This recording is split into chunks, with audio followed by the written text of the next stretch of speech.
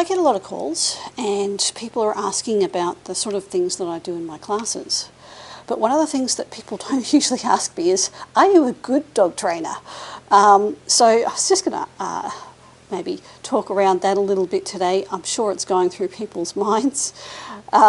So one of the things that distinguishes a competent dog trainer from a possibly less competent person is knowledge.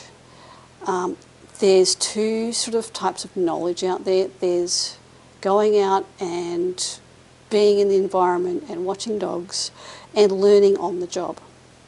So I've got about 20 years of being around dogs and dog classes. The other side of it is getting yourself educated. If you are just relying on your own experience out there and chatting to your friends, that's a very small pool of knowledge. And a lot of people don't realise that they project their own sort of personal theories and hypotheses onto what's going on in front of them. If you actually go out and get training and broaden your perspectives, you will actually see more. And you're, instead of just learning based on you and a couple of friends, you're basically broadening your learning circle to thousands of people over hundreds of years. So you actually get a lot smarter a lot quicker if you do your own continuing education. There are qualifications out there for dog trainers, but there are no requirements. So Joe Bloggs down the road can hang out his shingle as, you know, the premier world expert dog trainer, and there's no legal standing to say, hey, you can't do that. So it's buyer beware in the dog training industry. So you do need to check out your dog trainer. A couple of very easy tells. If your dog trainer has not gotten a lot of training and background in the science, they often will come out with some pretty broad statements. Generally, if your trainer talks a lot about so-called dominance theory and pack theory, that's somebody who is basing their training methodology on superstition and sort of community consensus. There's not a lot of support when you actually look at the science for what they're teaching as far as, you know, so-called pack theory and dominance theory. If your dog trainer starts talking about that, I'd be really careful.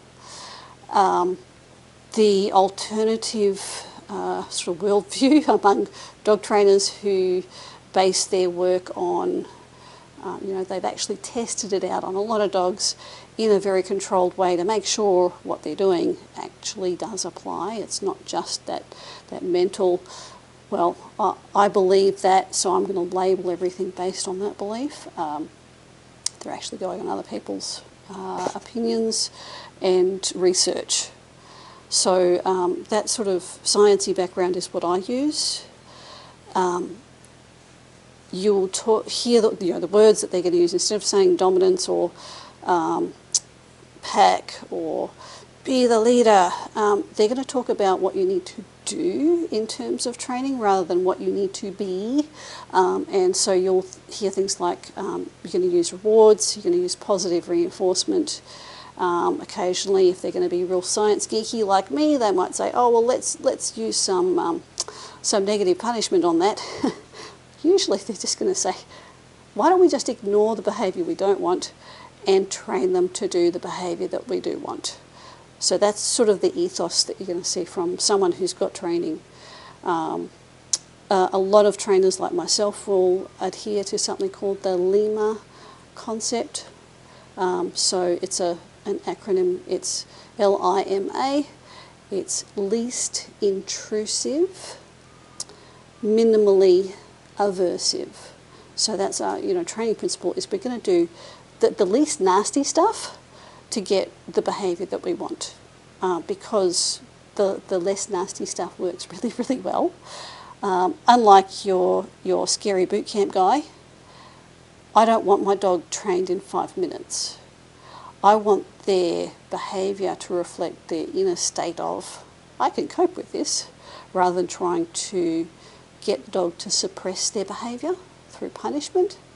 I want them to actually be really solid in doing something and they enjoy doing it, so it's easy for them to do it even when situations get a little bit dicey. So your reward-based training might take a little bit longer, might take a little bit more thought on the part of the trainer, but it is really effective. So just a quick recap on that one. Fairly long video on this one, but if you're looking for a good dog trainer who is not going to do damage to your dog, look for someone who's not spouting on about pack theory and dominance theory and telling you you've got to be the boss. It should be someone who says, well, let's look at what's happening, find out what the behaviour is, and then we're going to modify that, we're going to change that.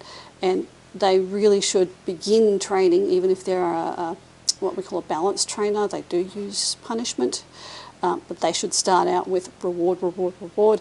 Get what you want first. Only then, if you're a balanced trainer, you go on and punish what you don't want. But the dog's got to know what you want first. There are a lot of trainers out there who start with punishment because it's just easy. Don't want it, punish the dog.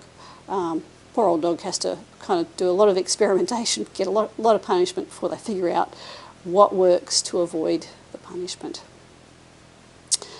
Okay, so good luck finding a good dog trainer. If they are really worth their weight, if they're really a quality trainer, you should be able to find out that they've got qualifications, they've been to a conference, and they've got a lot of peers that they can troubleshoot with if they need to. So have a good day, and this is Mara from Dog Training Help.